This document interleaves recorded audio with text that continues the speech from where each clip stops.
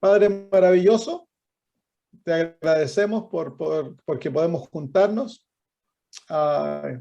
Me imagino que todos nosotros esperamos que llegue esta hora durante la semana para juntarnos, poder compartir algunos momentos gratos y luego estudiar tu palabra, Señor. Gracias porque nos das este privilegio y libertad que aún podemos gozar, Padre. Queremos pedir, Señor, que te acerques mucho a nosotros y que el tema que vamos a estudiar pueda ser, Señor, de fortaleza a nuestra vida espiritual, que nos acerque a ti, que aprendamos a amar más a Jesús a través de ello, Padre. Danos claridad y que tu Espíritu Santo, Señor, nos guíe a toda la verdad. Lo pedimos por Jesús. Amén. Muy bien, la semana pasada hablamos acerca de Jesús como el Hijo de Dios. A lo mejor algunos hermanos se enojaron porque ya no volvieron. Pero hemos estado viendo las distintas realidades de Cristo, cómo en Él existen tres realidades que son independientes la una de la otra y sin embargo coexisten en Jesús y parecieran contradecirse, pero no son contradictorias, son complementarias. Tenemos a Jesús como Dios y en esa realidad Él es eterno.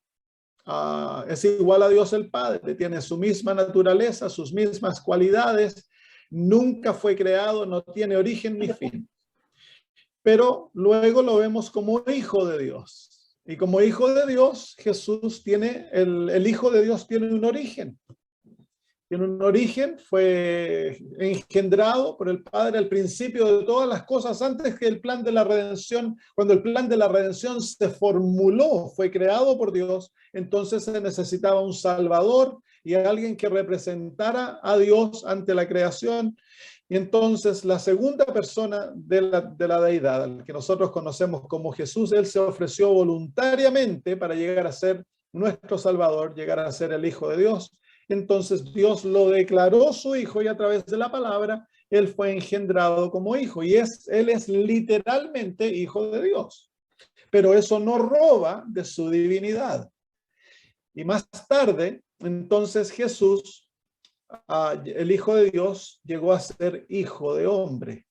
Tomó sobre sí la naturaleza del ser humano y ahora lleva entonces sobre sí aquellas tres realidades. El hecho de que él es hijo de hombre, el hecho de que él es hombre, no roba de su realidad de ser hijo de Dios y de ser Dios a la misma vez.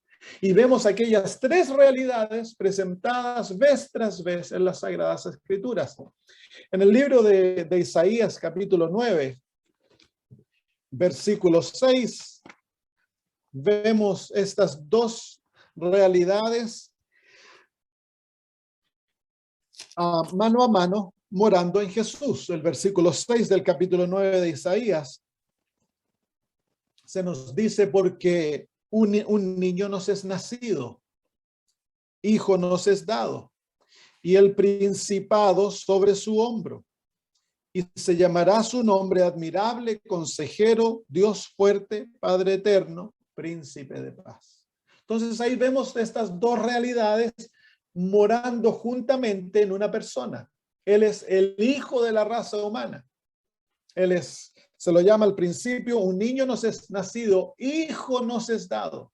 Pero a la misma vez que él es hijo del hombre, él es Dios, Padre eterno. Dios fuerte, Padre eterno. Entonces, hemos de aprender a mirar la verdad en su totalidad, no tan solo, y eso lo he estado repitiendo mucho. ¿Por qué? Porque hay mucho en el adventismo y en el cristianismo, herejías que se basan simplemente en una realidad de la verdad, en un aspecto de la verdad. Entonces, hemos de aprender siempre a mantener nuestros ojos abiertos para descubrir los otros aspectos de la verdad.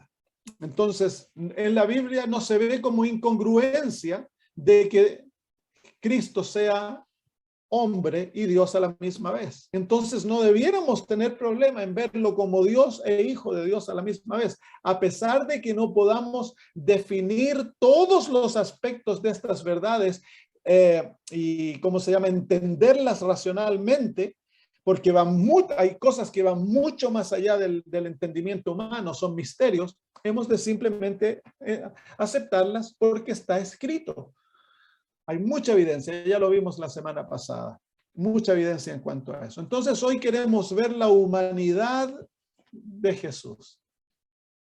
Y aquí vamos a descubrir algunos aspectos que son maravillosos. Vamos al libro de Génesis, capítulo 3, versículo 15, donde por primera vez se da una profecía y una promesa que Dios iba a liberar al ser humano.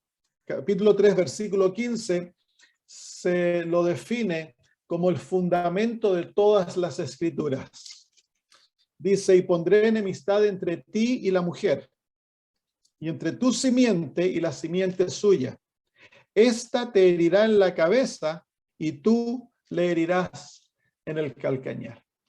Entonces, aquí se habla de una simiente de la mujer, de un hijo de la mujer, que iba ¿cómo se llama? A herir la cabeza de Satanás. Entonces, aquí entendemos dos cosas en cuanto a esta simiente. Uno, es un ser humano porque nace de la mujer. La mujer es la iglesia. La mujer son aquellos seres humanos que aceptan el plan de la redención y son perdonados por Dios y aceptados como hijos. Entonces tenemos la simiente de la mujer, es el descendiente que viene a través de la iglesia a derrotar a Satanás. Es el que le va a causar la herida mortal en la cabeza. Y para hacerlo tiene que ser un ser humano. ¿Por qué?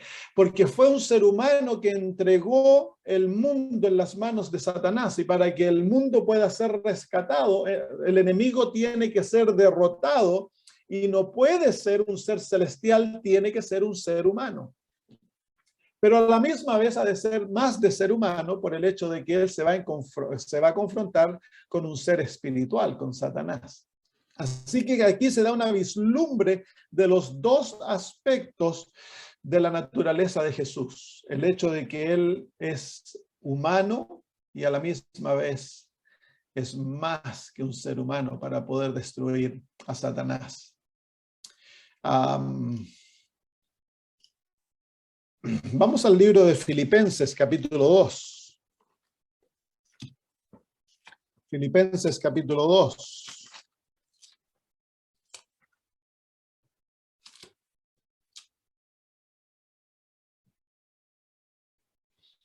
Versículo 7. Podemos leer desde el versículo 5. Dice, haya pues en vosotros este sentir que hubo también en Cristo Jesús, el cual siendo en forma de Dios no estimó el ser igual a Dios como cosa a que aferrarse, sino que se despojó a sí mismo, tomando forma de siervo, hecho semejante a los hombres, y estando en la condición de hombre, se humilló a sí mismo, haciéndose obediente hasta la muerte, y la muerte de cruz. Entonces aquí vemos los pasos que Jesús toma para poder venir a morir por nosotros y ser nuestro Salvador. Él es igual a Dios, tiene su misma naturaleza, pero se despoja a sí mismo y llega a ser un siervo. Este es el primer paso en el plan de la redención. Él toma la naturaleza de un siervo, el Hijo de Dios. Y encontrado en esta condición, más aún se humilla y llega a ser un ser humano. Llega a ser un hombre, toma la naturaleza del hombre, llega a ser semejante al hombre por naturaleza. Esa palabra semejante quiere decir por naturaleza llegó a ser hombre. En otras palabras, Cristo era un hombre 100% hombre. Él no parecía ser hombre, él era un ser humano, él era un hombre como nosotros. No era algo que fuera una teoría, que él fuera hombre, porque han habido herejías dentro de la iglesia cristiana, en la historia de la iglesia cristiana, de algunos que han enseñado que Cristo Jesús parecía ser hombre. Él era Dios, pero él parecía ser hombre, realmente no era un hombre. Pero eso no es así. De acuerdo a este texto, él llegó a ser hombre por naturaleza. Él llegó a ser hombre. La hermana de White tiene una cita muy bonita que quiero leérselas, compartirlas con ustedes. Es una cita larga, pero la vamos a compartir porque da mucha luz en cuanto a esto. Para que veamos cómo ella tiene el entendimiento de lo que yo he estado compartiendo de esto. Dice, el apóstol volvería nuestra atención desde nosotros mismos al autor de nuestra salvación. Él presenta ante nosotros sus dos naturalezas, la divina y la humana. Aquí está la descripción de lo divino, quien estando en la forma de Dios pensó que no era un robo ser igual a Dios. Él era el brillo de su gloria y la imagen expresa de su persona. Ahora del ser humano fue hecho a semejanza de los hombres y siendo encontrado en la condición de hombre, se humilló y se hizo obediente hasta la muerte. Asumió voluntariamente la naturaleza humana. Fue su propio acto y por su propio consentimiento. Él vistió su divinidad con la humanidad. Quiero que vean esa palabra. Ella dice que él vistió, en otras palabras, mientras él era ser humano, seguía siendo Dios. No dejó de ser Dios para llegar a ser un ser humano.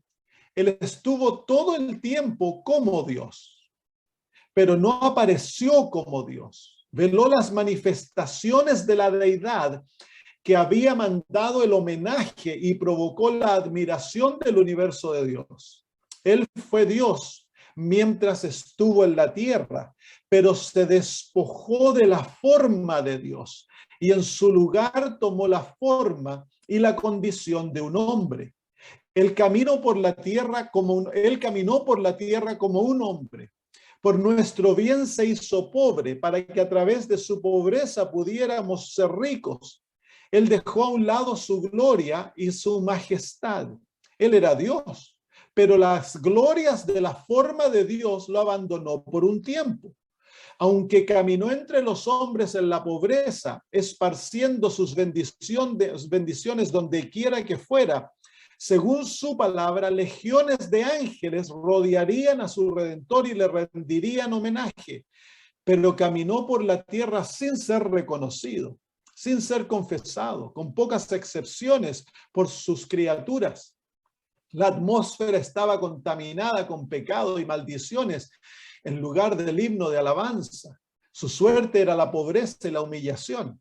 Cuando pasó de aquí para allá en su misión de misericordia para aliviar a los enfermos, para levantar a los deprimidos, escasamente habría una voz solitaria que lo llamara bendito, y los más grandes de la nación lo pasaron con desdén. Contrasta esto con las riquezas de la gloria, la riqueza de alabanza que brota de las lenguas inmortales, los millones de voces ricas en el universo de Dios en himnos de adoración. Pero se humilló a sí mismo y tomó la mortalidad sobre él. Como miembro de la familia humana era mortal, pero como Dios, él era la fuente de la vida para el mundo.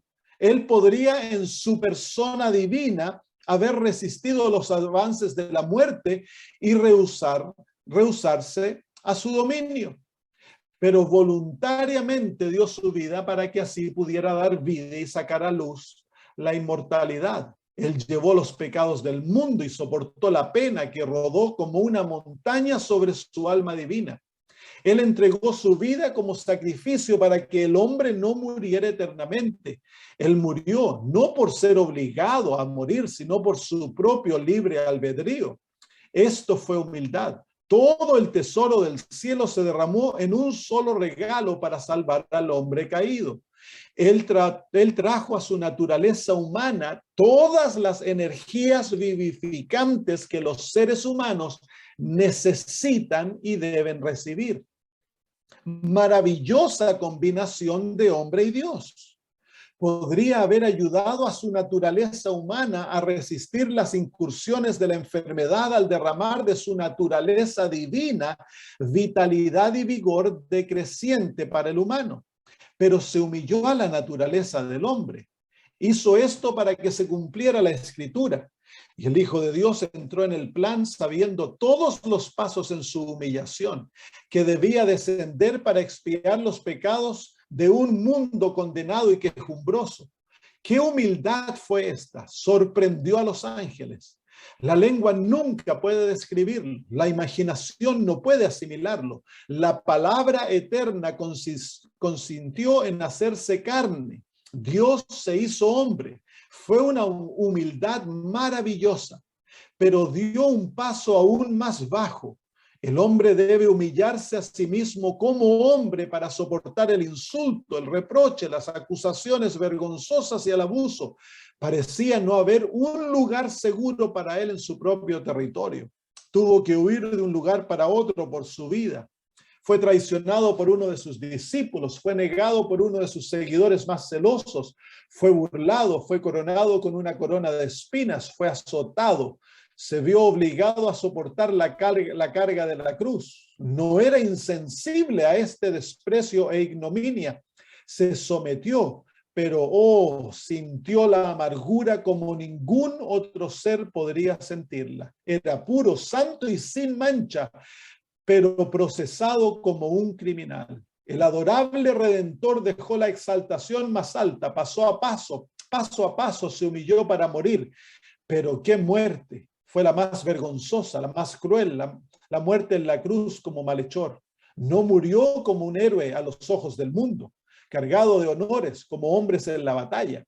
Murió como un criminal condenado, suspendido entre los cielos y la tierra, y murió una muerte penosa de una multitud despreciada, cargada de crimen y derrochadora. Todos los que me ven se ríen de mi desdeños, estiran el labio, sacuden la cabeza.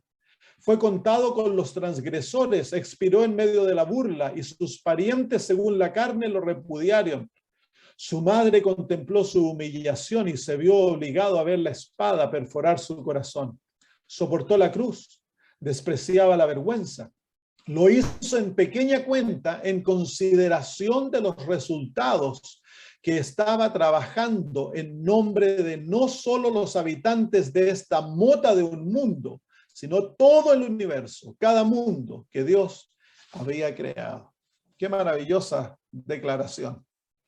Es una declaración sorprendente. Hay mucho para meditar en esa declaración, donde la hermana de White nos muestra tan claramente que Cristo Jesús era Dios y a la misma vez era hombre, y que como ser humano vivió tal cual un ser humano. Todo lo que padeció, todo lo que vivió, fue carpintero, fue hijo de María, hijo de José, creció como un bebé, como un niño, como un adolescente, como un adulto.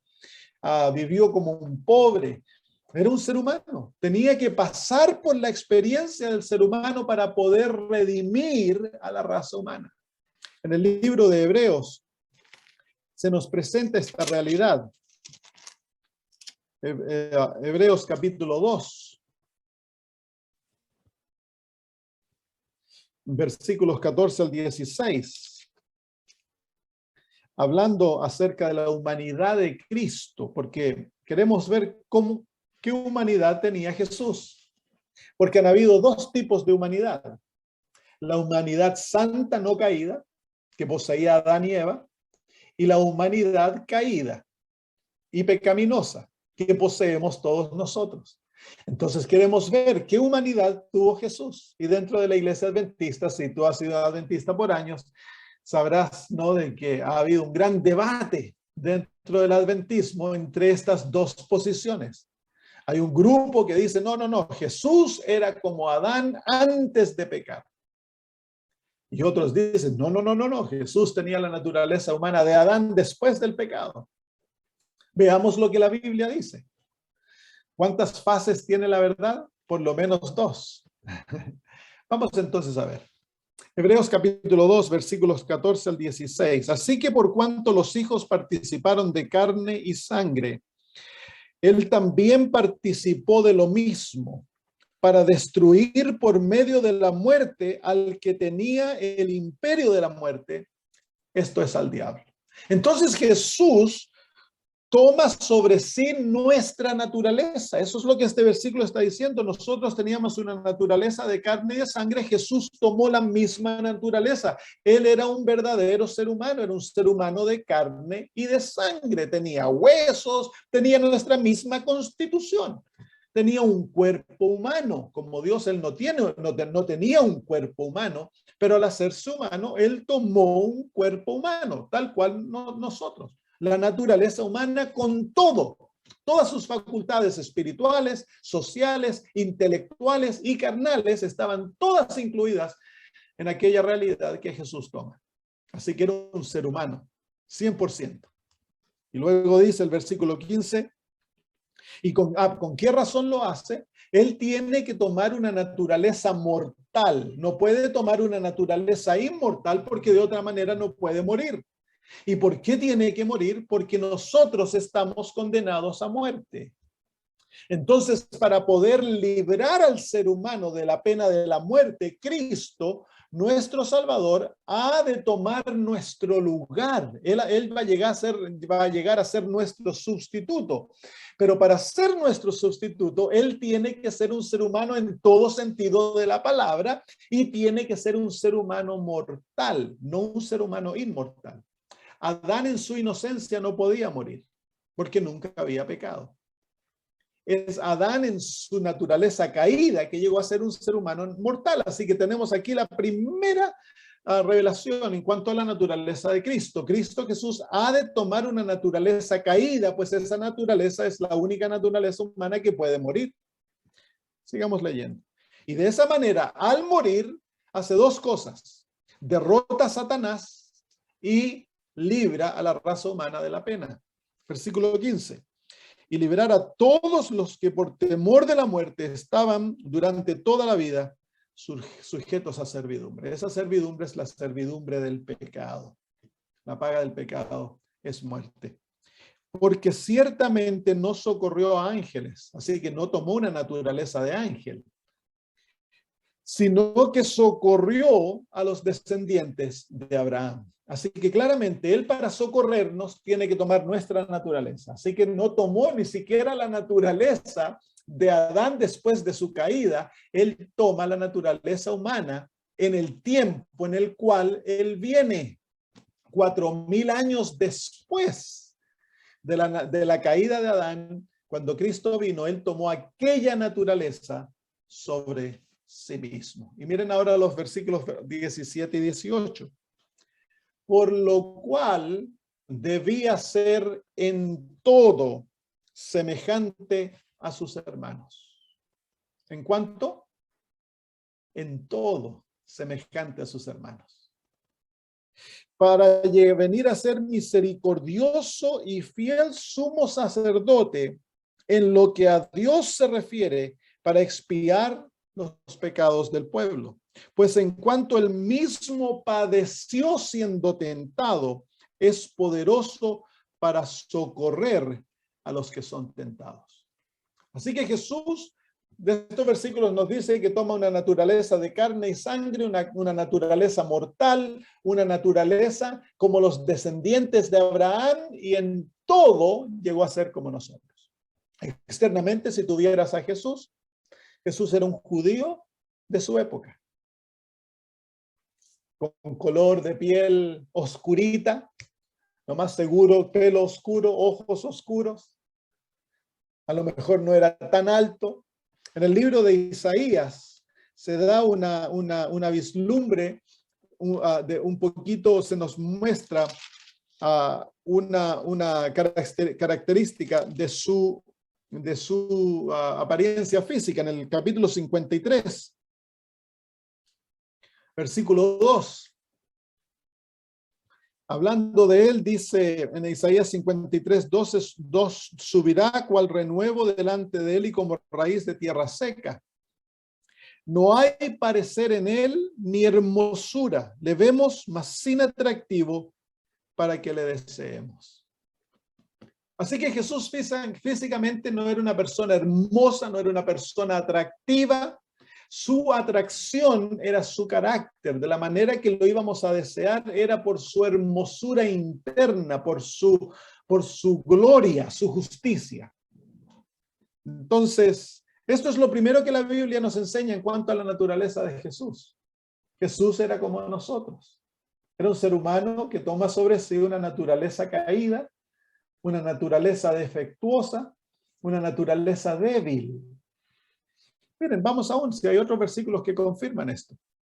Romanos 8:3. Romanos capítulo 8 y versículo 3. Si lo lindo es que la Biblia lo dice y lo dice tan claro que ni se necesita alguien que lo explique. Si tomamos lo que la Biblia dice, está ahí escrito delante de nosotros en blanco y negro. Dice el capítulo 8, versículo 3 de Romanos, porque lo que era imposible para la ley, por cuanto era débil por la carne, Dios enviando a su Hijo en semejanza, y miren lo que dice ahora, de carne de pecado, y por causa del pecado condenó al pecado en la carne. Qué increíble, ¿no? Así que Jesús toma sobre sí una naturaleza en semejanza de carne de pecado, una naturaleza caída, una naturaleza débil. Él no tomó la estatura de Adán. Si hubiera sido hecho como Adán, él le habría medido 4,5 metros. Jesús no, Jesús tomó la naturaleza de un judío en la época en la que vino. Él era hijo de María, recibió por la parte humana, Jesús recibió la genética de María. Y vemos la genética de María. ¿Cuál era? Ahí habían ladrones, prostitutas, mentirosos, adúlteros, criminales. Esa fue la genética que Cristo recibe por parte de María. Entonces, como ser humano, en su naturaleza humana, Cristo no tenía ventaja sobre nosotros. ¿Por qué? Porque Él vino a rescatarnos. Él no le habló a la raza humana de afuera del hoyo donde habían caído, le dijo, ya chiquillos, aquí hay una escalera, salgan. No, el Señor Jesús para rescatar a la raza humana se tiró al fondo del pozo donde la raza humana estaba y de ahí levantó a la raza humana. Él tomó la raza humana sobre sí, la unió a sí mismo y al hacer aquello, el Señor Jesús levanta al ser humano y lo exalta hasta el trono de Dios. Cuando pensamos en aquella realidad maravillosa que en Cristo todo ser humano se encontraba en aquella naturaleza maravillosa. Cristo no tomó simplemente una persona. Cristo Jesús unió a toda la raza en sí mismo. Lo vamos a ver la próxima semana. Es una verdad maravillosa. Entonces Él toma al ser humano caído porque Él no vino a salvar a Adán cuando no cayó. Él vino a salvar a Adán caído. Si eso era lo que necesitaba, el ser humano necesitaba un salvador que lo salvara en su condición caída. Y para poder rescatarnos, Cristo tiene que identificarse con nosotros en nuestra condición, sin participar en nuestra pecaminosidad. La hermana de White también lo dice. Voy a compartir un texto con ustedes del espíritu de profecía. Dice ella,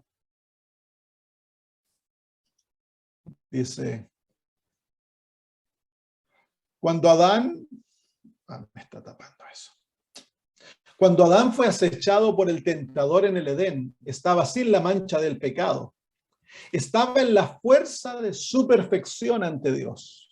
Todos los órganos y facultades de su ser estaban igualmente desarrollados y armoniosamente equilibrados.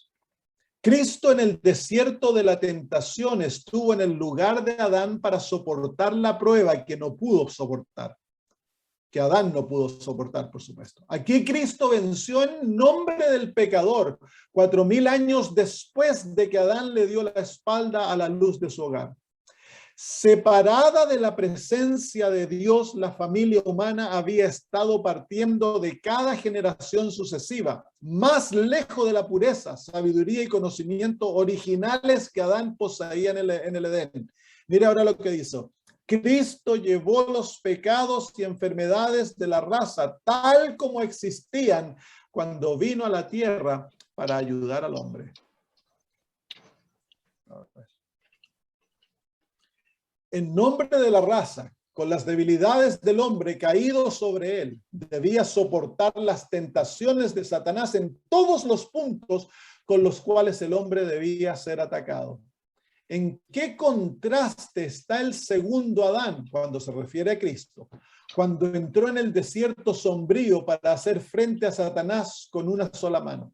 Desde la caída, la raza había disminuido en tamaño y fuerza física y se había hundido en la escala de valor moral hasta el periodo de la venida de Cristo a la tierra.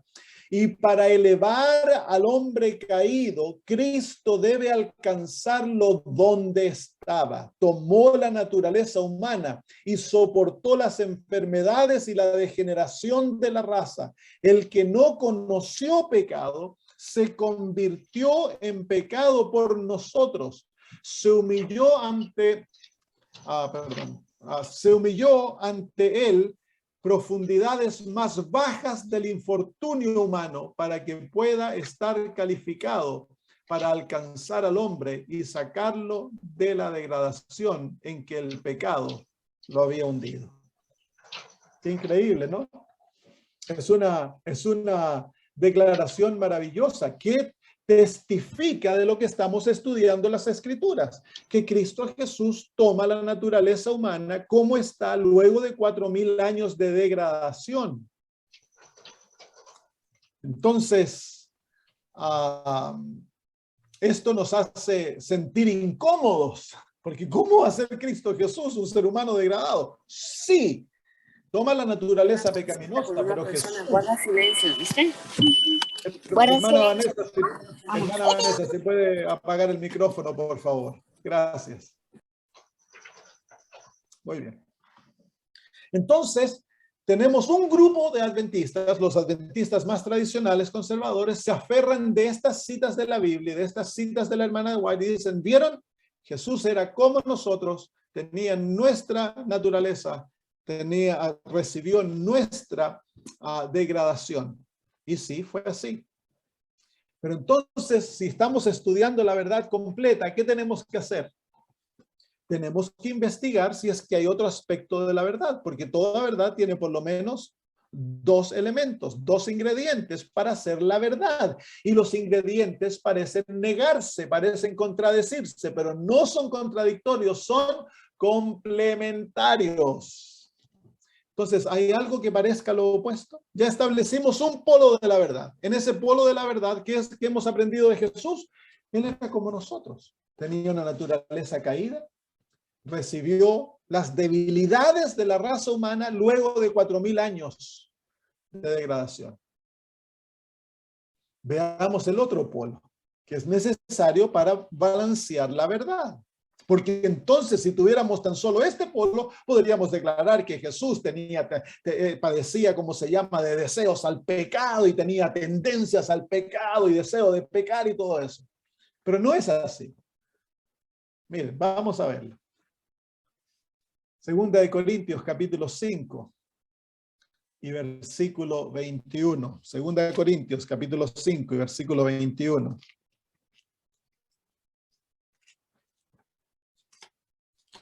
Segunda Corintios, capítulo 5, versículo 21. Dice, hablando de Cristo, al que no conoció pecado, por nosotros le hizo pecado, para que nosotros fuésemos hechos justicia de Dios en él. Aquí se encuentran las dos realidades, ¿se fijan? En un lado tenemos lo hizo pecado, eso es lo que nosotros...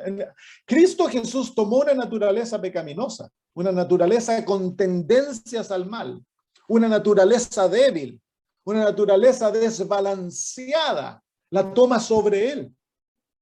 Y la redime, la levanta de aquel hoyo, pero en la cruz, Cristo Jesús llegó a ser pecado. Los pecados del mundo se le adjudicaron y fueron recibidos por él como su propia herencia, como que él lo hubiera hecho y pagó por aquellos pecados. Así que en el Calvario, Cristo Jesús recibe la degradación, recibe lo más malo del pecado, como que él hubiera sido el homosexual, el criminal, el pedófilo. Toda la maldad de la raza humana le es adjudicada a él, la recibe como que fuera de él. Y él llega a ser pecado. Llegó a lo profundo de la degradación del ser humano. Si nos detenemos a pensar en esto, porque en la misma palabra, en el mismo texto, nos dice al que no conoció pecado. Parece incongruente, ¿no? ¿Cómo es posible para alguien que recibe una naturaleza pecaminosa, una naturaleza débil, una naturaleza desbalanceada, una naturaleza caída? ¿Cómo es posible no conocer pecado? Se fijan, hermanos, que aquí se encuentran dos aspectos unidos en los cuales nosotros hemos peleado como iglesia por más de 50 años. Jesús tenía una naturaleza caída, pero a la misma vez él tenía la pureza de Adán.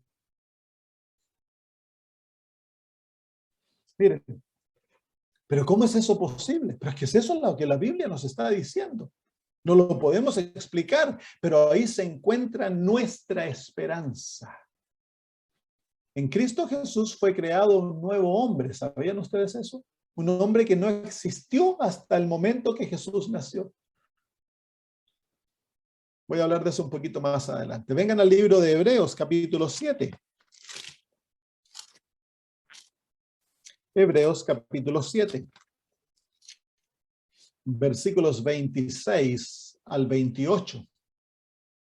Hebreos capítulo 7, versículos 26 al 28 dice, porque tal sumo sacerdote nos convenía, hablando de Cristo, santo, inocente, sin mancha, apartado de los pecadores y hecho más sublime que los cielos. ¿Se fijan que aquí se presenta una realidad en Cristo que parece totalmente opuesta a lo que ya leímos? La realidad de que Él fue hecho en semejanza de carne de pecado, que fue hecho en todos los asuntos igual que nosotros, que de hecho fue mortal. Y hay varios otros textos de la Biblia que nos presentan estas dos realidades. Sin embargo, se ve lo otro, fue hecho pecado, y sin embargo, al que no conoció pecado. Y aquí se lo dice, aquí se dice que él fue santo, inocente. Esa es inocencia de alma. Él no tiene el deseo ni la tendencia al mal. Inocente. Y luego dice, sin mancha. ¿Cómo podemos comprender eso, queridos hermanos? Que en el Calvario Cristo Cristo Jesús llega a ser el pecado y sin embargo no es manchado. Su alma no es manchada. Ocurre algo maravilloso que es la esperanza del pecador en esta unión maravillosa de la naturaleza humana de Cristo. En la naturaleza humana de Cristo se encuentra la degeneración del pecador y la inocencia de Adán antes de pecar. Se encuentra la maldad de la naturaleza humana en todo y sin embargo es inocente, no hay deseo, no hay tendencia, no. Cristo Jesús no se dio al pecado ni siquiera en una intención. Era perfectamente inocente, puro y santo como fue Adán antes que cayera. Y sin embargo llevaba nuestra naturaleza. ¡Qué increíble! Él podía decir, el príncipe de este mundo viene y él no tiene nada en mí. No tiene ni un hoyito para meterle una grieta donde Satanás pudiera meterle ¿cómo se llama? Una cuña para comenzar a abrir el pecado. Nada. Satanás no encontraba en Cristo ni una intención, ni un pensamiento, nada, nada. Nunca se dio a sus debilidades, nunca en su vida se entregó a las tendencias de la naturaleza humana. Nada, nunca. Entonces fue increíble. De María, Jesús debe haber recibido tendencias al mal, pero nunca fueron desarrolladas. Nunca se sometió y nunca desarrolló tendencias basadas en sus caídas. Porque el ser humano tiene dos tendencias, las heredadas que vienen de nuestros padres. Por ejemplo, si mi abuelo, mi papá o algún descendiente tuvo tendencias homosexuales, puede que a mí me llegue, son parte de la genética y yo nazca con tendencias al homosexualismo. Entonces, cuando se comienza a crecer, esas tendencias comienzan a tirar. Satanás conoce mi pasado, sabe que hay genes en mí que tienen esa tendencia y él trata a través de la experiencia de despertar aquella tendencia para que se desarrolle en mí. O mi padre fue alcohólico, mi abuelo fue alcohólico, mi padre, mi abuelo participaron en el ocultismo y Satanás conoce aquello. Y esas son las herencias heredadas, las tendencias heredadas. Pero hay otras tendencias que nosotros desarrollamos.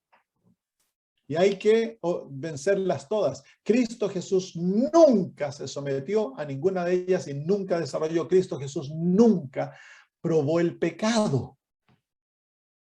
A pesar de que vivía en una naturaleza débil, con tendencias de pecaminosa. Increíble, ¿no? Mantuvo 100% la pureza que Adán debía haber mantenido cuando él vivía en una naturaleza totalmente pura, sin tendencias. La ventaja de Adán sobre Cristo era, pero era incalculable.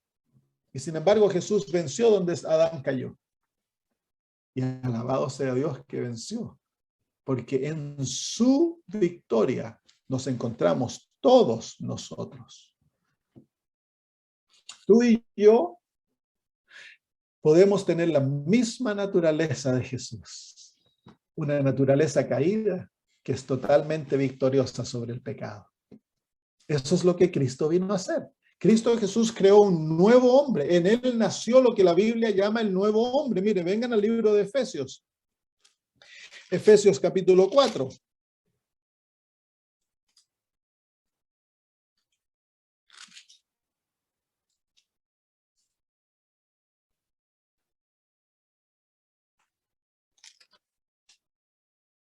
Versículo 20 en adelante dice, mas vosotros no habéis aprendido así a Cristo. Si en verdad le habéis oído y habéis sido por él enseñados, conforme a la verdad que está en Jesús. En cuanto a la pasada manera de vivir, despojaos del viejo hombre. ¿Cuál es el viejo hombre? Dice que está viciado conforme a los deseos engañosos. Ese es el viejo hombre. El viejo hombre es el hombre sometido y controlado por el pecado. Y renovaos en el espíritu de vuestra mente y vestíos del nuevo hombre. ¿Cuál es el nuevo hombre? Creado según Dios, en la justicia y santidad de la verdad. Así que aquí el nuevo hombre es la humanidad en Cristo. Este nuevo hombre fue creado en Dios y por Dios. Por eso es que Cristo Jesús tuvo la unión de dos naturalezas. La naturaleza humana caída, recibida de María, y la naturaleza divina, recibida del Espíritu Santo. Y desde el vientre, la humanidad de Jesús, a pesar de que era una humanidad caída, estuvo perfectamente unida a la divinidad, controlada por el Espíritu Santo. Ahí se encuentra la victoria.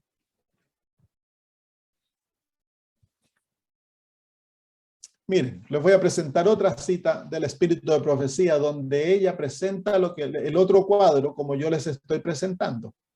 El cuadro de la humanidad de Cristo como perfecta, sin caer,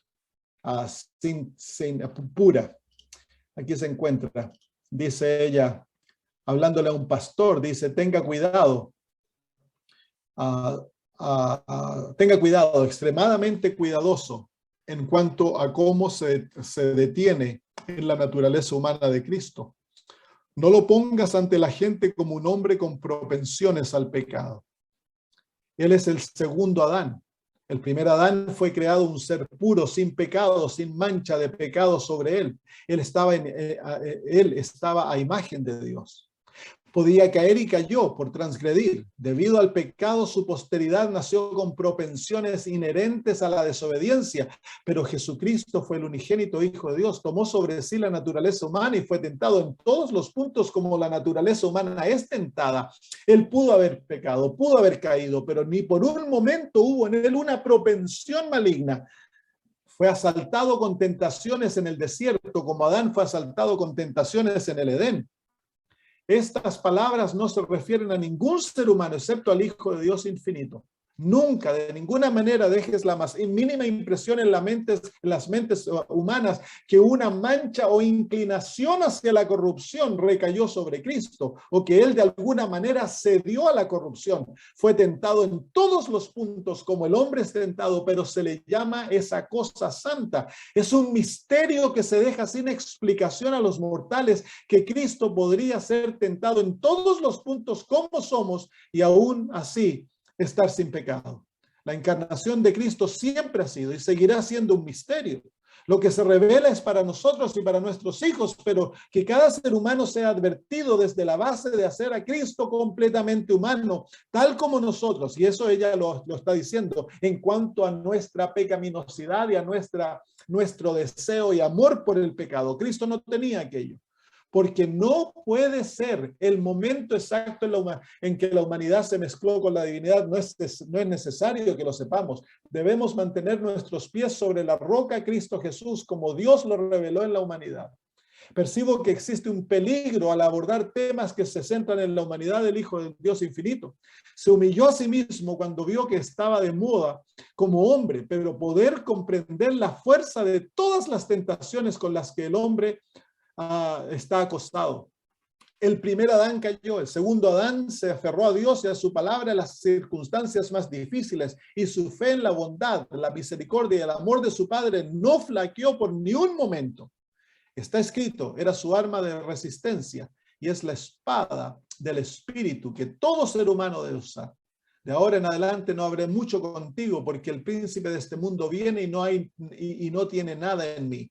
Nada para responder a la tentación. En ninguna ocasión hubo una respuesta a sus múltiples tentaciones. Ni una sola vez Cristo pisó el terreno de Satanás para darle alguna ventaja. Satanás no encontró nada en él para alentar sus avances.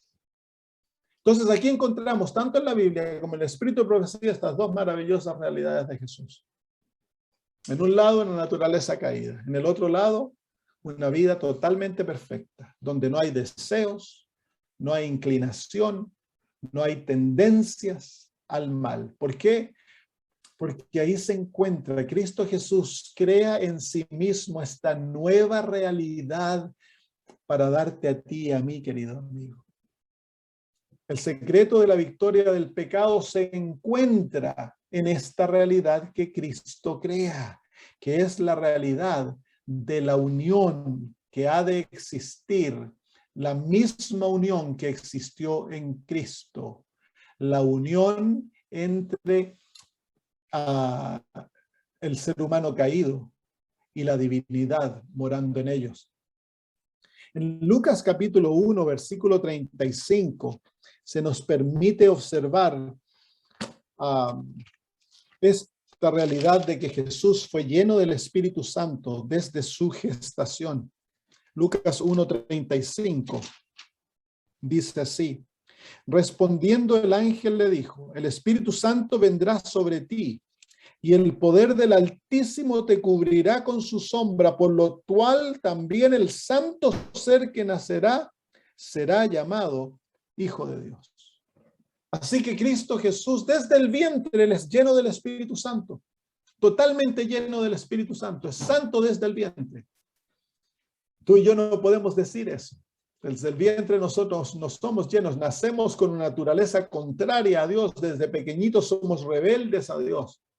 Por eso es que Dios nos permite nacer de nuevo, el nuevo nacimiento. Y en ese nuevo nacimiento, si es correcto, entonces heredamos la misma naturaleza de Cristo. Llegamos a ser participantes de la naturaleza divina, dice el apóstol Pablo. No somos dioses, pero llegamos a ser partícipes de la naturaleza divina, porque el Espíritu de Dios viene a morar en nosotros y con él viene la presencia de Cristo y la presencia del Padre. La Trinidad mora en el creyente. Ahora, cuando el ser humano nace, él es nacido de la carne, dice la Biblia. Lo que es nacido de la carne, dijo el Señor Jesús, carne es. Y cuando somos nacidos de la carne, nuestra naturaleza caída está llena del yo, está controlada por el yo y es sierva al pecado. Pero cuando Cristo nació, él nació con la misma naturaleza caída, pero él fue lleno del Espíritu Santo. Su naturaleza caída estaba unida a la divinidad y él estaba lleno del Espíritu Santo, no del yo. Y por lo tanto, su naturaleza caída no estaba en sumisión al pecado, sino que estaba en sumisión al Espíritu Santo. Y ahí se encontraba el secreto de la victoria. ¿Cuándo ocurre eso en el ser humano? Cuando el ser humano es convertido, nuestra naturaleza caída no es sacada de nosotros. Seguimos teniendo una naturaleza caída. Nunca vamos a tener una carne santa, como hay algunos evangélicos que enseñan que cuando uno es convertido ya no puede pecar más, es imposible porque hemos sido santificados, tenemos una carne santa. Eso es imposible. Eso no va a ocurrir hasta que ocurra, hasta que Cristo venga y nos dé un nuevo cuerpo. Entonces tendremos su cuerpo, un cuerpo como el de Cristo luego de su resurrección. Entonces nosotros cuando nacemos nuevamente, cuando aceptamos a Cristo como nuestro Salvador, ocurre un gran milagro. Dice el apóstol Juan. Mire, vengan a Juan capítulo 1. Juan capítulo 1, versículos 12 y 13. Dice, mas a todos los que le recibieron, a los que creen en su nombre, les dio potestad de ser hechos hijos de Dios, los cuales no son engendrados de sangre, ni de voluntad de carne, ni de voluntad de varón, sino de Dios. Miren qué lindo. El Dios del cielo se hace el Hijo de Dios. Y luego que es Hijo de Dios, crea una realidad para nosotros. Cada aspecto de la existencia de Cristo es una realidad nuestra. Y luego él desciende y va a la profundidad de la caída del ser humano y de ahí nos levanta. Y cuando nos levanta, él se hizo como nosotros para que nosotros podamos llegar a ser como él. Llegamos a ser hijos de Dios. Es por eso que en 2 Corintios capítulo 8, versículo 9 dice que vosotros conocéis la gracia del Señor Jesucristo, que aunque Él era rico, por vosotros se hizo pobre, para que vosotros siendo pobres, llegases a ser ricos en Él. La riqueza es tener su gloria, es tener su realidad. Nosotros llegamos a ser hijos de Dios en Cristo Jesús. Para que eso ocurra, entonces ha de ocurrir la misma realidad de Cristo. Cuando tú naces nuevamente, el primer don que Dios te da es su Espíritu Santo. Y ahora el Espíritu Santo mora en ti. El yo ha sido crucificado, te has muerto a ti mismo. Ahora el Espíritu Santo mora en nosotros. Tenemos la misma naturaleza de Jesús. Una naturaleza caída unida a la divinidad. Y en esa realidad se encuentra la victoria del pecado. Si nosotros así lo quisiéramos y viviéramos totalmente aferrados al Espíritu, mire lo que dice el libro de Gálatas. Gálatas capítulo 5. Es una promesa muy linda. Gálatas capítulo 5. Jesús vivió en el Espíritu. Gálatas 5, versículo 16. Dice, andad, digo pues, andad en el Espíritu.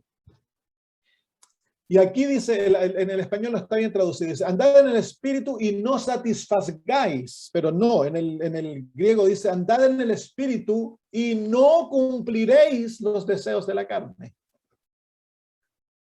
Entonces, cuando tú y yo somos llenos del Espíritu y caminamos con el Espíritu, vivimos con el Espíritu, tomamos cada paso en el Espíritu, como Cristo lo hizo, sometiéndonos constantemente al Espíritu, entonces nunca satisfaceríamos los deseos de la carne. Es porque nos separamos del Espíritu, es porque vivimos nuestra propia vida, queremos tomar nuestras propias decisiones, hacer lo que a nosotros nos parece, que terminamos tan seguido en el pecado.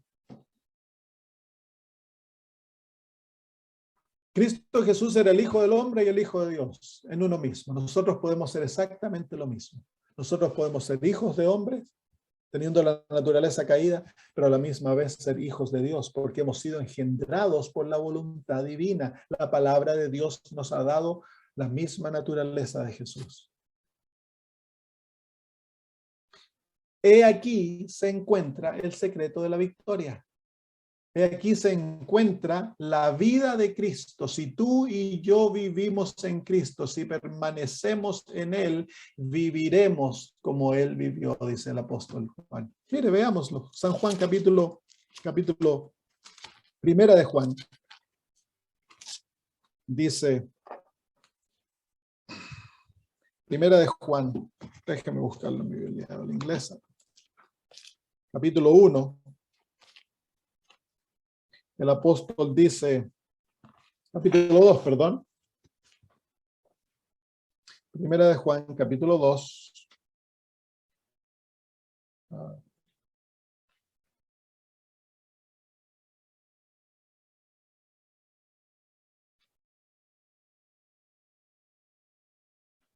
Versículos 7, versículos 6 al 9.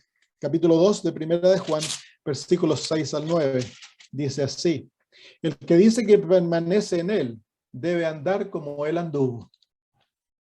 Hermanos, no os escribo mandamiento nuevo, sino el mandamiento antiguo que habéis tenido desde el principio. Este mandamiento antiguo es la palabra que habéis oído desde el principio.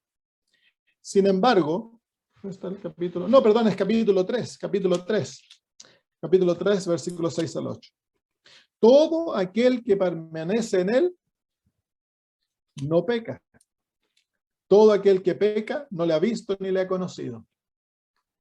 Hijitos, nadie os engañe. El que hace justicia es justo, como él es justo. El que practica el pecado es del diablo, porque el diablo peca desde el principio. Para esto apareció el Hijo de Dios, para deshacer las obras del diablo. Todo aquel que es nacido de Dios no practica el pecado, porque la simiente de Dios permanece en él y no puede pecar porque es nacido de Dios. ¿Se fijan por qué Cristo no podía pecar? Porque era nacido de Dios y él vivió en el Espíritu. Al vivir en el Espíritu, él no iba a complacer los deseos de la carne. Es una ley en la vida espiritual, que si nosotros vivimos en Dios, permanecemos en Cristo, no vamos a complacer los deseos de la carne, no vamos a pecar. Y es ahí donde el Señor desea que vayamos, que ese sea el objetivo de nuestra vida, el escondernos tan perfectamente en Cristo que su vida aparezca en nosotros y se repita en nosotros. Así que Cristo, al tomar sobre sí la naturaleza caída, creó una nueva realidad para el ser humano. Y esa realidad es para ti y para mí. Todo lo que Cristo vivió es una promesa para ti. Todas sus victorias son promesas que tú puedes reclamar. Él venció toda debilidad, él venció toda tendencia, todo pecado fue vencido por Cristo. Por lo tanto, ahora tú puedes tomar aquella vida y decir, Señor, Cristo vivió su vida por mí, dámela. No importa con qué estés luchando, no importa. Tú puedes tomar la vida de Cristo y decirle, Señor, Dios, Cristo venció eso por mí. Por lo tanto, me lo has de dar, lo reclamo como mío.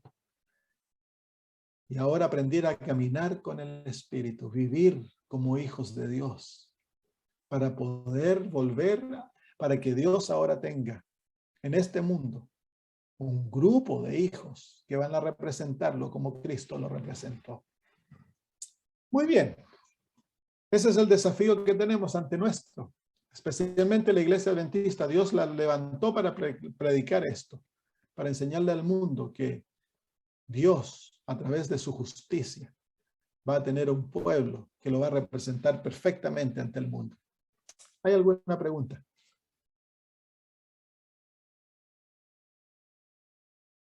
El caso de los padres cristianos, si la madre y el padre estuvieran realmente convertidos y ese niño nacería y que sería gestado y crecería en un vientre de una madre que ya está convertida, que está llena del Espíritu Santo. Y entonces muchas de las tendencias que podrían haber sido pasadas serían cortadas y ese niño no recibiría el poder de la tentación que muchos niños reciben. Es por eso que los consejos de la hermana de White, que las madres no debieran someterse a los deseos, cuando vienen los deseos de comer afuera de deshora, cuando están embarazadas, que no deben pasar tristes, no deben enojarse, deben estar muy alegres, porque se le están desarrollando al niño carácter en el vientre. Entonces, puede haber una gran influencia espiritual en el vientre de la madre hacia el niño que viene adelante. El niño puede ser lleno del Espíritu en el vientre de la madre. Él no hizo nada, nunca usó su naturaleza divina para sí mismo. Él dependió de su Padre y del Espíritu Santo como un ser humano ha de hacerlo. Porque Él vino a ser nuestro ejemplo también. Él nos mostró cómo hemos de vivir nuestra vida y ahora nosotros hemos de depender del Espíritu Santo y de Cristo de la misma manera que Él dependió de su Padre y del Espíritu Santo. Ahí se encuentra el secreto. Ese es el secreto de la victoria. La unión de la humanidad con la divinidad.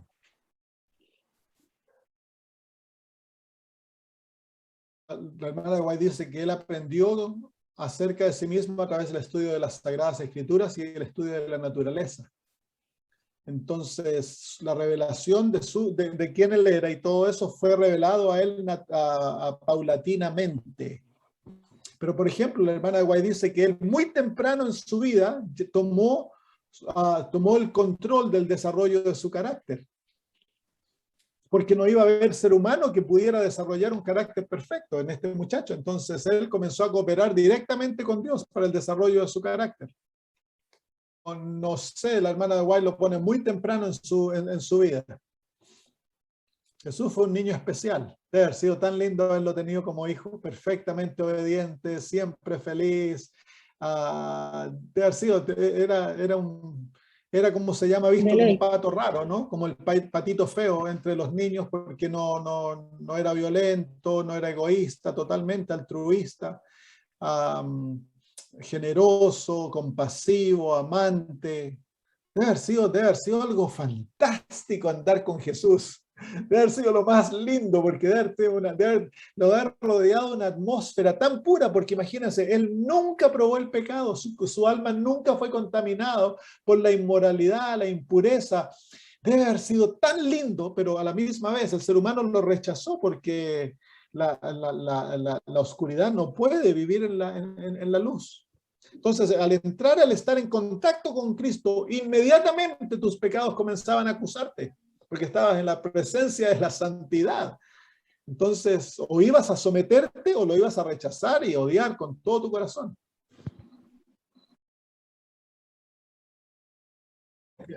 Tienes que morir al yo y permitir que Cristo viva en ti. Es el secreto. Jesús hizo lo mismo. ¿Saben ustedes que Cristo Jesús constantemente murió al yo porque él llevaba un yo dentro de sí? Y él constantemente lo crucificó. Día a día el Señor Jesús moría a dos realidades, a su divinidad y a su humanidad. Moría a su divinidad porque no tenía que usar su divinidad para sí mismo y moría a su humanidad para dejar que Dios hablara a través de él, Dios hiciera todas las obras, era un medio transparente a través del cual Dios el Padre y el Espíritu Santo se manifestaron por medio de un ser humano caído. Maravilloso.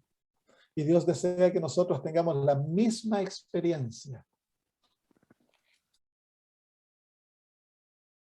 No, Jesús no tenía pecado, él nunca pecó, nunca se sometió a las deficiencias de su naturaleza y a las tentaciones que el diablo le ponía delante de él.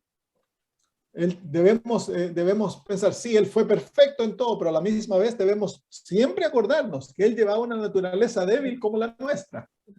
Porque corremos el peligro, porque hay la parte liberal del adventismo, que no cree en la victoria sobre el pecado, dicen de que Jesús era como Adán antes de la caída de Adán. ¿Por qué? Porque entonces no es necesario vencer el pecado. Ellos dicen, no, vamos a tener problema con el pecado hasta que Cristo venga. Cuando Cristo venga, entonces Él nos va a librar del pecado. Pero eso no es la realidad. Somos el pueblo remanente, la iglesia adventista es el pueblo remanente. Va a salir un remanente del remanente, que son los 144,000. En ellos esta obra se va a haber madurado completamente. Pero es el propósito de Dios que cada adventista aprenda a vivir de esta manera. Y eso nosotros no lo podemos hacer. ¿Cuál es el secreto? Andar en el Espíritu y no satisfaceréis los deseos de la carne. Ahí se encuentra, ese es el secreto. Como Cristo lo dice, permaneced en mí y yo en vosotros. Porque sin mí no podéis hacer nada, pero el apóstol dice en Cristo Jesús, yo puedo hacer todas las cosas. Ahí se encuentra, no está en mí, yo no puedo hacerlo. Mi labor es someterme a Cristo y caminar con Él día a día. Ante los ojos de Dios, cuando estamos en Cristo ya estamos perfectos. Cristo es nuestra perfección. Entonces, la perfección de Dios no es un punto al cual llegamos. La perfección de Dios es una experiencia en la cual crecemos. Y parte de aquel crecimiento en la perfección de Dios es el dejar de pecar. Si es que no hay pecador, no hay santo ni aún uno, ¿cómo van a poder haber 144,000 que sí lo van a hacer? Claro, es que lo van a hacer en Cristo, pues, como Cristo está prometido, no está en ellos. Es el resultado de la maduración de la obra del Evangelio. Hay seres humanos a los cuales no se les ha grabado pecado. Está José, está Daniel, está ¿cómo se llama? Caleb. Aunque hayan pecaron, pecado. pero no hay grabación, no se nos dice que pecaron. Sabemos que deben haber pecado, pero en sus vidas no hubo pecado que fue digno de ser mencionado. Lindo. Ahora, pero en los 144,000, ellos no quiere decir que nacieron perfectos, no. Ellos son redimidos. Y dice que no se les encontró. Vamos ahí al Apocalipsis capítulo 14. Bien. Apocalipsis capítulo 14, versículo 5 dice, y en sus bocas no fue hallada mentira, pues son sin mancha delante del trono de Dios. Entonces en ellos el juicio, han pasado delante del juicio y su vida ha sido investigada y no se les encuentra nada. ¿Por qué? Porque están perfectamente escondidos en Cristo. Si la perfección es Cristo y dejar de pecar es Cristo en nosotros. Nosotros no somos lo que lo alcanzamos por nuestra propia fuerza, no. Es Cristo en nosotros la esperanza de gloria. Ese es el cumplimiento del gran misterio. Y ese misterio se cumple y perfecciona en los 144,000. Sí. La hermana de White es clara, ustedes hablan. Ahora, ¿son simbólicos o no simbólicos? El número de eso no hay que preocuparse. Pero lo que hay que preocuparse es la experiencia de los 144,000. Dios desea que todo adventista anhele tener la experiencia de los 144,000, de caminar con Cristo. Y como dice el apóstol Juan, si permanecemos en él no pecamos. Y los 144,000, su descripción dice aquí que en el versículo 4 dice, estos son los que no se contaminaron con mujeres, pues son vírgenes. Estos son los que siguen al Cordero donde quiera que va. Ahí está, permanecen constantemente en Cristo. Constantemente, no se separan de él. Y por lo tanto, el resultado es que cuando las investiga la vida del juicio, no les encuentra mancha alguna. Los 144.000 son los que permanecen vivos durante el tiempo de gran angustia y reciben a Cristo sin haber muerto. El resto de los salvos, que son la gran multitud, que nadie puede contar, son aquellos que se aferraron a Cristo, lo amaron de corazón, fueron redimidos, pero murieron y resucitan en dos resurrecciones. Resucitan en la resurrección especial y en la resurrección general. El resto del pueblo de Dios va a morir antes que se cierre el tiempo de gracia. 144.000 son las fuerzas especiales escogidas por Dios para ir y batallar la batalla de Armagedón y derrotar al enemigo. Los que padecen el tiempo de gran angustia, antes de que se cierre el tiempo de gracia, van a haber millares de hijos de Dios que van a padecer persecución y van a morir como mártires. Sí, claro. Pero los 144.000 es el único grupo que queda vivo y pasa y entra al tiempo de gran angustia y van a pasar por el tiempo de la angustia de Jacob y van a recibir a Cristo sin morir. Ahora, hay otro grupo que resucita en la resurrección especial antes de la venida de Cristo, que son todos los adventistas del séptimo día que murieron fieles esperando ver a Jesús, pero no se encontraron cuando Cristo, murieron antes de ver a Cristo. Dios les va a dar el galardón a ellos de resucitar antes que Cristo venga y lo van a ver viniendo en las nubes del cielo. Se van a unir a los 144.000 para ver a Cristo viniendo en las nubes de los cielos. A través de la experiencia de la justificación, viene el Espíritu Santo a morar en nosotros, tal cual vino con Cristo. Y es ella que trae que trae a la Trinidad a morar en nosotros, la naturaleza divina. Claro. Ahí recibimos como herencia, producto del nuevo nacimiento, nuestra herencia. En un lado tenemos la herencia carnal, humana. Carnal, y en el otro lado tenemos la herencia divina. Ah, entonces, claro, ahí Cristo sufrió y padeció igual que nosotros. Claro. Si Cristo no vino, Cristo vino a mostrar que el ser humano unido a Dios puede ser obediente, no importa cuán caído sea. Eso es lo que él vino a mostrar. Él no vino a mostrar que el ser humano puede guardar la ley. No, el ser humano es imposible que guarde la ley. Claro. Pero el ser humano convertido que ha llegado a ser hijo de Dios, en el cual vive el Espíritu Santo, él puede ser perfectamente obediente. Eso es en el contexto espiritual de las prostitutas de Babilonia. Apocalipsis 17, la madre prostituta tiene hijas prostitutas y estas prostitutas, que son las iglesias caídas, la religión caída, está buscando contaminar al pueblo de Dios con sus enseñanzas y sus prácticas. La Biblia claramente, el matrimonio es visto como algo santo y la relación sexual como un don divino dentro del matrimonio. Es por supuesto idea católica que ve al sexo como algo pecaminoso. Eso no es bíblico. Mire, yo les voy a contar una anécdota. Cuando los reformadores descubrieron de que el sexo era un don divino y que el matrimonio era un don divino, se casaron. Todos ellos salieron corriendo a casarse. Y después, la visita pastoral, cuando el pastor, los ancianos venían a visitar a la casa, se sentaban con la pareja y les preguntaban cómo andaban las cosas en la cama. Era de ver que la pareja fuera feliz en la cama. Y si uno de los dos no estaba cuidando sexualmente al otro, los ancianos hablaban con él o con ella, y si no respondía, era causa de ser borrados. Increíble, ¿no? Así que para Dios, ellos entendieron la santidad de la relación matrimonial y por eso querían que el hogar fuera feliz en los hogares reformados. Ellos, la victoria la obtuvieron antes y el sello simplemente comprueba eso. El sello es una aprobación sobre aquella experiencia. Es que se cierra la gracia, ya no hay posibilidad de caída. Cristo dejó de interceder porque ya no hay necesidad de intercesión, porque el ser humano dejó de pecar.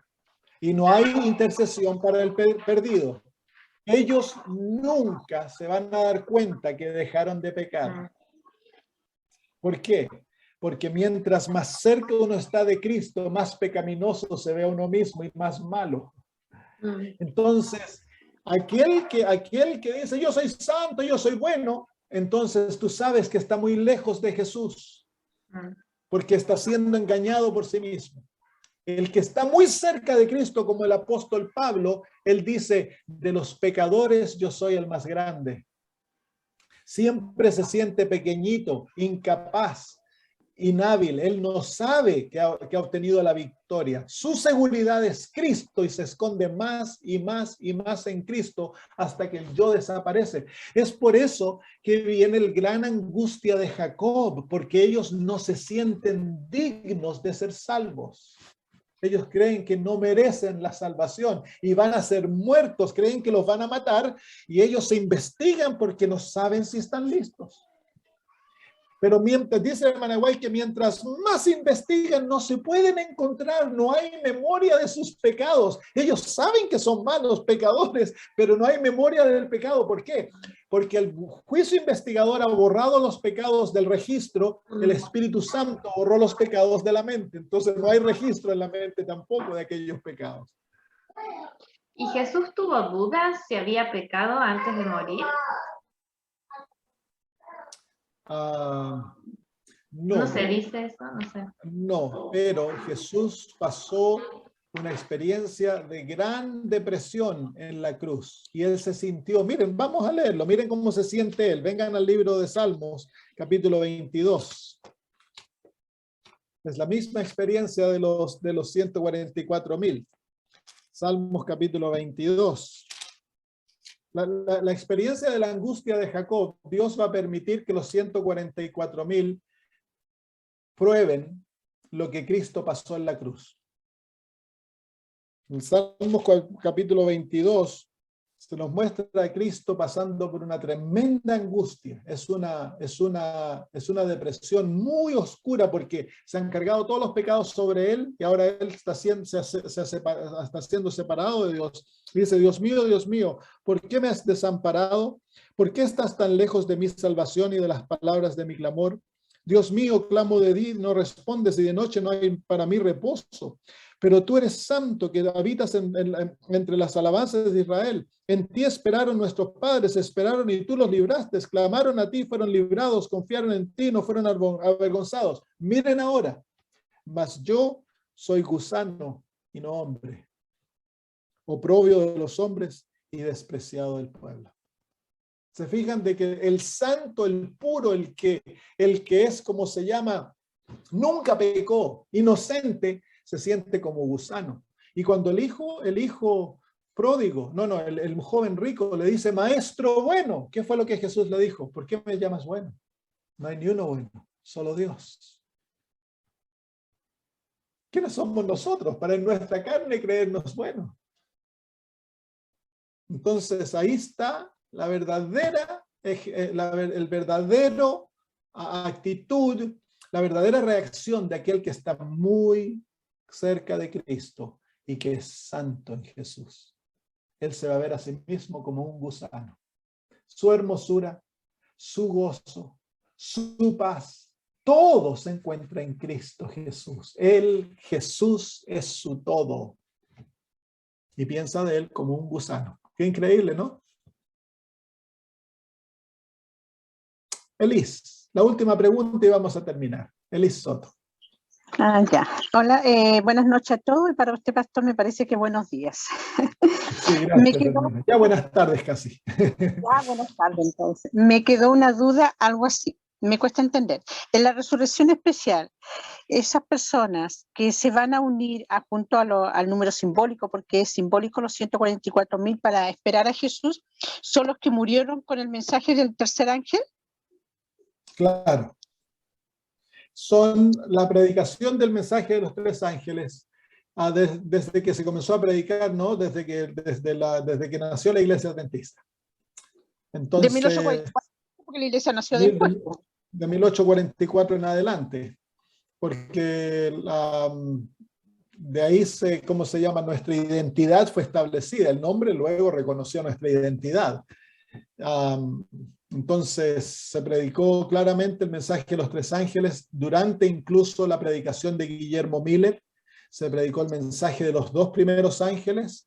Luego a la iglesia adventista se le otorgó el conocimiento del mensaje del tercer ángel, y es por eso que la hermana de White llama la predicación del tercer ángel, porque ese es nuestro énfasis, la marca de la bestia, la ley de Dios, todo aquello, pero es en unión con los otros dos ángeles. Es todo el mensaje otorgado a la iglesia adventista. Y todos aquellos que murieron fieles en la proclamación de aquel mensaje, esperando a Cristo, ellos van a ser levantados para contemplar la segunda venida de Cristo. Y van a ser levantados algunos días antes, parece. La hermana White no da tiempo, pero cuando uno lee en el conflicto de los siglos, da a entender que es un tiempo antes que ocurre aquello. Así que, y los peores enemigos de la verdad también se levantan en aquella resurrección. El número en el libro de Apocalipsis es simbólico, sí, pero simboliza más o menos o exactamente, tenemos que esperar. El número representa más que un simple número. El número es una descripción de la experiencia de este grupo, pero puede representar más, puede representar menos, o puede representar exactamente el número 144,000, y la hermana de White da a entender que ella vio los 144,000 en un cuadro perfecto y en número, dice ella. Así que hemos de esperar. Yo no me hago mala sangre. Estoy feliz que sea ambos. Yo, si el Señor me lleva como mártir, feliz. Mire, los únicos en el tiempo del fin, que ya estamos entrando, los únicos que van a morir de muerte natural son los bebés, los niños y los ancianos dentro del pueblo de Dios. El resto del pueblo de Dios que se mantenga fiel van a morir todos como mártires, si es que no son parte de los 144,000.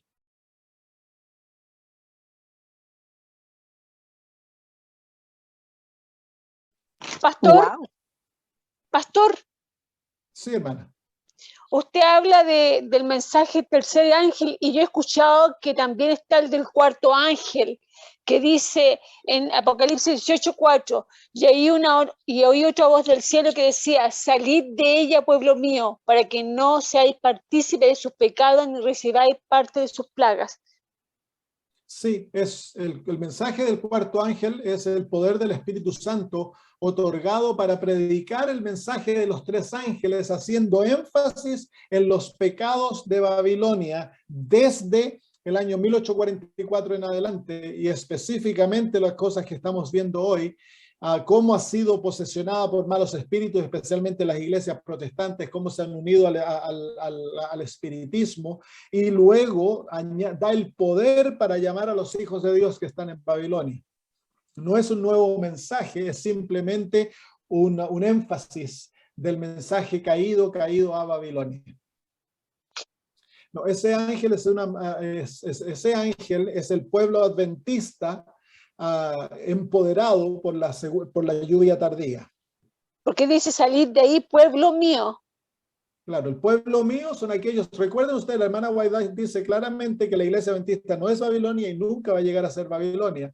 Es este pueblo que hace el llamado a las iglesias caídas y a los que están en todo tipo de fe a salir de ella, pueblo mío, y a unirse al pueblo que va a haber sido ya zarandeado, purificado, y Dios está en las manos de la obra. Él ha escogido sus propios elementos para terminar la obra. Que el Señor los bendiga, queridos hermanos. Un gusto haber pasado juntos nuevamente. La próxima semana sí vamos a seguir estudiando. Vamos a estudiar acerca de cómo en Cristo Jesús, al tomar la naturaleza humana y unirla a Él, como todos nosotros nos encontrábamos en Él y lo que eso significa para nosotros. Muy bien, vamos a orar y vamos a terminar. Y no se olviden del programa de salud. Este sábado a las 5 de la tarde, mi hermano, que es un doctor naturista, con títulos de universidad y todas las cosas. Yo soy un doctor naturista ahí, medio chancadito nomás porque no tengo título ninguno, pero mi hermano las tiene todas, así que él va a dedicarles 4 sábados para que ustedes puedan hacerles preguntas, le va a presentar temas bien interesantes. Le leo, por ejemplo, los temas. Dice, el primer tema es razonemos acerca de la salud. El segundo tema, de Egipto a la salud. El tercer tema, el último desafío, el apetito, la victoria sobre el apetito. Y el cuarto tema, consecuencias morales y espirituales de los alimentos prohibidos. Así que eso es bien interesante lo que va a hablar. Así que no se inviten amigos, inviten a personas, porque después de su presentación abre para que le hagan preguntas. Y él tiene mucho conocimiento. Padre eterno, gracias por los momentos gratos que pasamos y por el estudio maravilloso de tu palabra. Tu palabra da vida, da esperanza, nos da gozo, nos da victoria, Señor. Queremos pedir que tú nos des la fe para vivir esto que aprendimos, Señor, y ponerlo en práctica y caminar con el Espíritu, permaneciendo en Jesús, Señor, para que tú nos des la victoria y nos limpies de todo pecado y podamos llegar a ser como Jesús. Gracias, Señor. Bendice a mis hermanos, acompáñanos, dales fortaleza, dales, Señor, el gozo de caminar con Jesús. Lo pido en Jesús. Amén. Muy bien, un abrazo para todos, queridos hermanos. Chao, chao. Gracias.